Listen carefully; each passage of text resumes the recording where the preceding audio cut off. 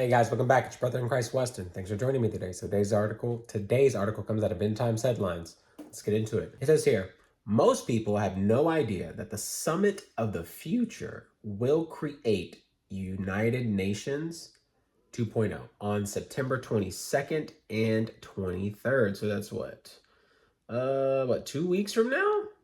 Something like that. Okay, so it says here, this is an opinion piece. The UN wants more control over global affairs, and the Pact for the Future, which is scheduled to be adopted during the Summit of the Future that will be held on September 22nd and 23rd, will go a long way toward making that reality. But even though the Summit of the Future is just days away, hardly anyone is talking about it. Yeah, this is the first time I've heard of it. The mainstream media is almost entirely ignoring it. Enormous decisions that could dramatically affect the future of everyone on the entire planet, by the way, are about to be made, and just about the entire population has absolutely no idea what's going on. This is exactly how the globe is like. Of course, you don't pay attention to what we're doing as we make laws and policies that will utterly affect you, and you were not a part of the process, or you couldn't vote for it because you didn't know it, or we just didn't make it public, but it was there, right? So we just slip it under the rug, and now you have to abide, or else, or jail time, or execution, right? It's the United Nations, one world government. I think there has something to do with that. Plenty of people have said that in the past. I believe that as well. There's just more and more as you see this picture here that I put up a moment ago.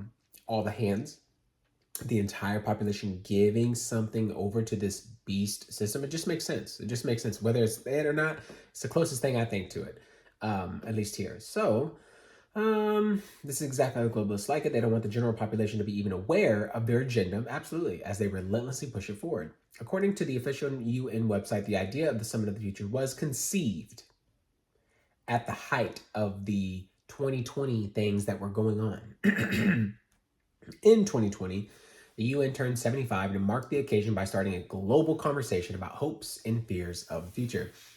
This was the beginning of the process that would eventually lead 4 years later to the convening of the Summit of the Future, a major event this September, which will take place at the UN headquarters just before the annual high-level debate of the GA, or General Assembly.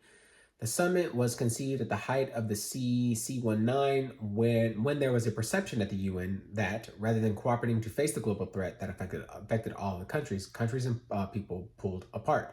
It all sounds very nice until you start digging into the details, which is where the fine print of why these things exist, or why they are existing, and the intentions and the nefarious intentions and all the things that get added into these documents. Like you're trying to pass a bill and all of a sudden it's like 4,000 pages deep, 400 pages deep, 4,000 pages deep of fluff and things that line people's pockets, hurt the economy, make the rich richer, the poor poorer, and then just bizarre things that set people up for a dynasty of sorts, right? Because if you don't read it and it's not there, it doesn't mean it's not going to get passed. It's very important that we pay attention to things like this. I didn't know anything about it, so I saw it and I was like, hey man, maybe we should talk about it. There's a special page for the Summit of the Future on the UN website that tells us that the summit will be held a once-in-a-generation opportunity to create once-in-a-generation, so it has to happen here, right? A new international consensus. The summit is a high-level event bringing world leaders together to forge a new international consensus on how we deliver a better present and safeguard the future, right?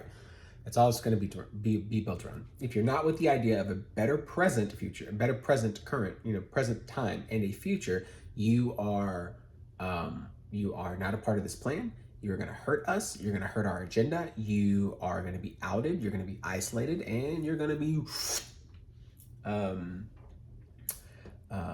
we're going to make you ineffective, right?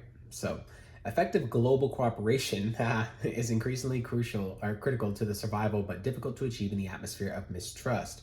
Using outdated structures that no longer reflect today's political and economic realities, this once-in-a-generation opportunity serves as a moment to mend eroded trust and demonstrate that the international cooperation can effectively achieve agreed goals and tackle emerging threats and opportunities. You're an emerging threat if you don't agree. That's plain and simple. That's the only threat. You're the emerging threat. I will forge something, create a situation on purpose, right? And then as I do that, the cloak and dagger, I create the situation, I know how to fix the situation. And that means that to get to get my means to the end, right? My goals It's through the people who will push back against me, and you're pretty much the culprits. You are the people that are stopping, right? 2020 language, domestic terrorists, second-rate citizens in America. Okay, um, you are the issue. Anybody who pushes back, you're the issue. And then you brainwash people, right? To believe that. And you create scenarios where they're fighting for their lives and realizing these people aren't cooperating. If they'll just go, I'll be saved, I'll be protected, I'll live, I can save my family. That's the scenario you create. It makes so much sense. Um, the UN event will focus on 5 primary areas. This will consist of sessions and plenaries based around 5 main tracks: sustainable development, financing, peace and security. Ooh, we know that one. A digital future for all, youth and future generations, global governance, and other topics that cut across all the work of the UN, including human rights, gender equality, climate crisis. Of course, of course, of course. Always got to have those. It is the 5th area that concerns me the most: global governance, one world government, peace and security. When they say peace and safety, or when they say peace and security, then said instruction comes upon them as labor pains upon a woman, and they shall not escape.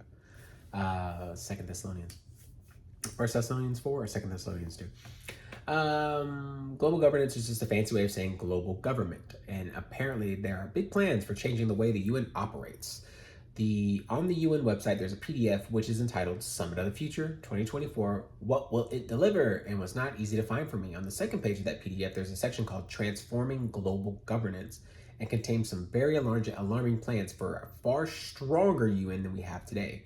A Security Council with an updated composition and working methods, allowing it to be more effective, representative, and trusted, revitalize the General Assembly with a stronger role in peace and security, and the aspiration for a female Secretary General. Interesting.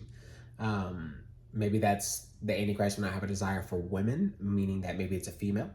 Who knows? I always thought it was a man who just was either homosexual, or they just saying like it's like women are not enticing to this person because they're on their goal, or it's a woman.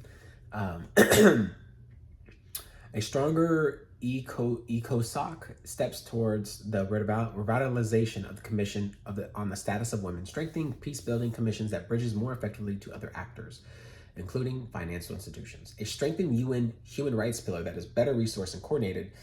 A UN that uses innovation, data, digital tools, foresight, behavioral science effectively, and sustainably financed UN development systems, deepen partnerships between UN and other stakeholders, including civil society, private sectors, regional organizations, national parliaments, local, and goodness gracious, like in pretty much every category, every area of regional authority.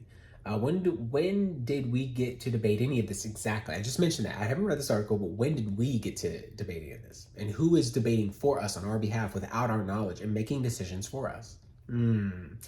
It's, man, you can't make this stuff up, and it just falls. It's such a breadcrumb. It's so perfect and masterful by the Lord, how these things just literally line up. Not one crumb has fallen that wasn't supposed to fall, that makes the cookie, that makes the loaf of bread, that makes this mosaic piece, or this picture of what we're looking at. That's how you got here.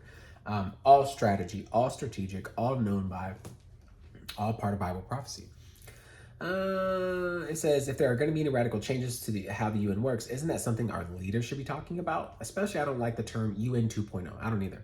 I'm not exactly sure what that term means, but I don't want any part of it. The changes that the UN plans to implement immediately, are reflected in a document known as the Pact for the Future, which is scheduled to be adopted by the Summit of the Future. One of the most disturbing things about the Pact of the Future is that it appears to give the UN a central role during any future global shocks.